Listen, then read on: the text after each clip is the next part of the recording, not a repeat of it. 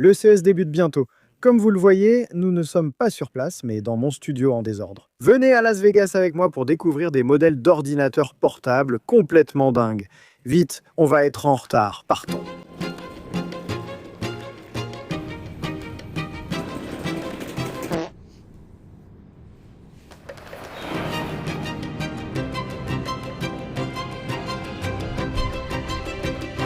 Maintenant, la plus grande nouveauté concernant les ordinateurs portables que j'attends cette semaine, ce sont les nouvelles puces Panther Lake d'Intel, qui sur le papier promettent de lancer toute une génération d'ordinateurs portables économes en énergie. Intel Core Ultra Series 3, c'est ce qu'on va aller voir. Et voilà la Panther. Quelles sont les chances? Le marketing propose toujours mieux. Voyons aujourd'hui si on peut tester un vrai ordinateur portable, Panther Lake, pour voir si on remarque une différence.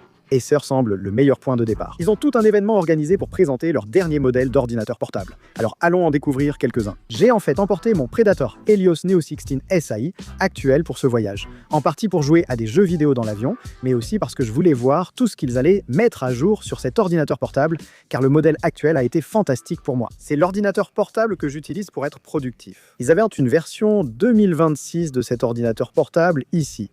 Ce qui m'a donné l'impression de rencontrer le jumeau identique de mon ami, mais avec un parcours universitaire très différent. Laissez-moi vous expliquer. Si vous regardez la version 2025 et la version 2026, je parie que vous ne pouvez pas dire laquelle est laquelle.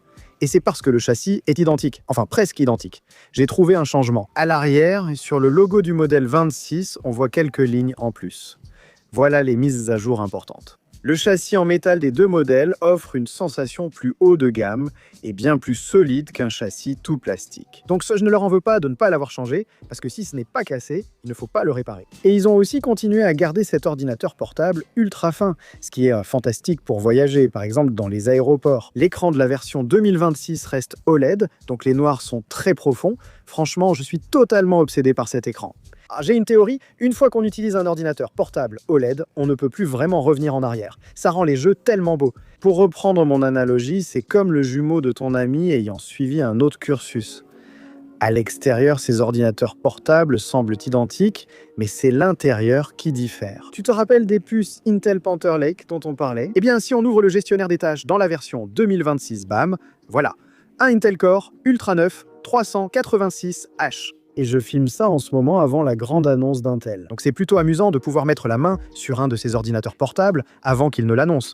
Parce que certaines des choses qu'ils promettent avec ceux-ci sont assez dingues, surtout en ce qui concerne l'efficacité énergétique. Oui, tiens, il y a des cœurs P, des cœurs E et des cœurs LP-LPE mis à jour.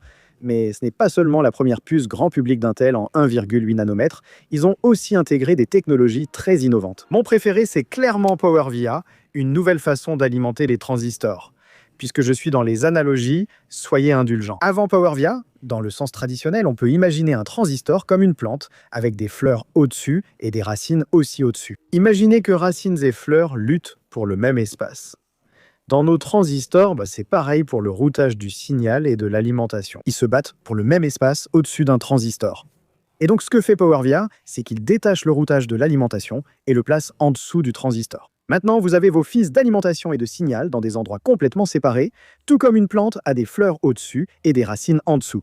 C'est une version très simplifiée. C'est bien plus technique et le comprendre est crucial, car cela apporte beaucoup d'efficacité. Les transistors peuvent non seulement commuter plus vite, mais il y a aussi moins de congestion. Ainsi, vous pouvez construire des processeurs plus denses, qui peuvent aussi réduire la chaleur dans un système tout en augmentant les performances par watt, ce qui est incroyable pour les appareils mobiles. Sur le papier, ces nouvelles puces Intel promettent des ordinateurs portables plus efficaces.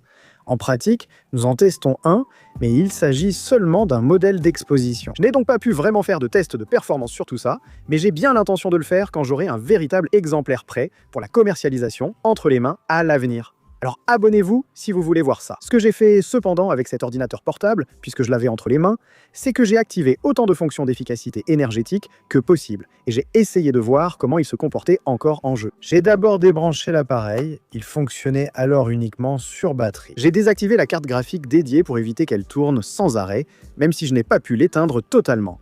J'ai aussi activé en permanence le mode économie de batterie. C'est la fonctionnalité qui s'active quand la batterie de ton ordinateur portable est en dessous d'un certain pourcentage. En gros, ça indique à l'ordinateur d'utiliser le moins d'énergie possible. Ensuite, j'ai lancé un jeu vidéo.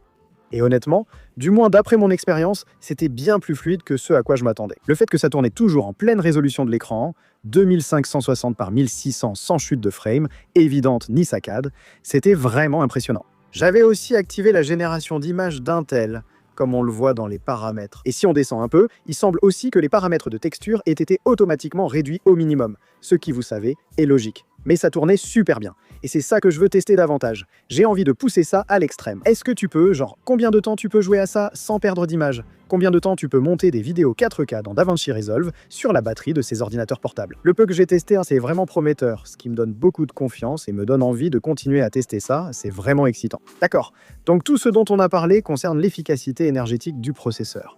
Mais les nouvelles puces Intel ont aussi une NPU mise à jour. Et je suis presque sûr qu'il y a plus de 3 fois plus de top dans cette version 26 par rapport à la version 2025 de ce portable, ce qui est un peu fou. Alors, on est passé d'environ 13 tops à plus de 40, ce qui fait aussi de cette mise à jour un PC Copilot+.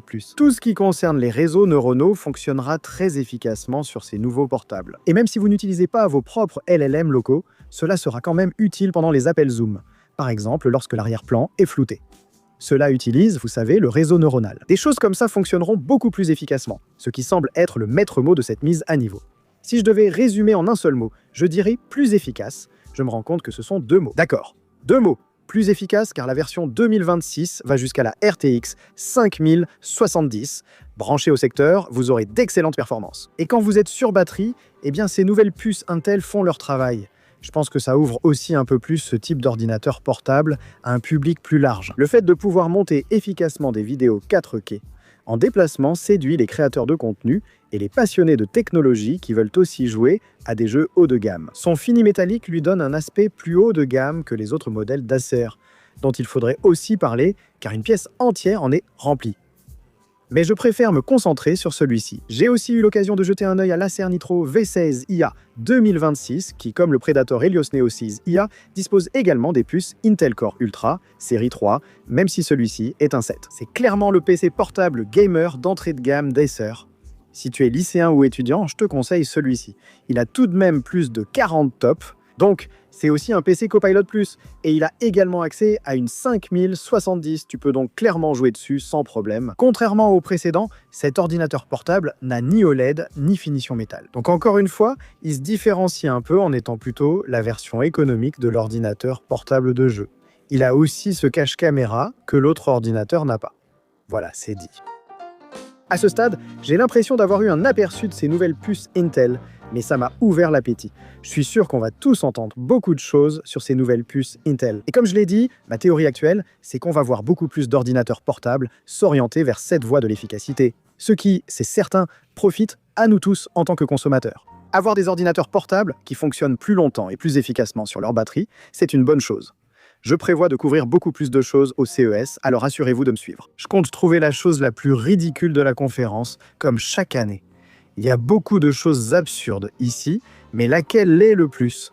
On va le découvrir. Je remercie chaleureusement Acer et Intel de m'avoir invité à cet événement et permis de découvrir leurs nouveaux ordinateurs portables. Malheureusement, je n'ai pas encore les prix de vente conseillés à vous communiquer, mais dès qu'ils seront disponibles, je mettrai à jour la description ci-dessous. Je laisse toutes les infos sur ces ordinateurs portables en bas pour que vous puissiez les consulter.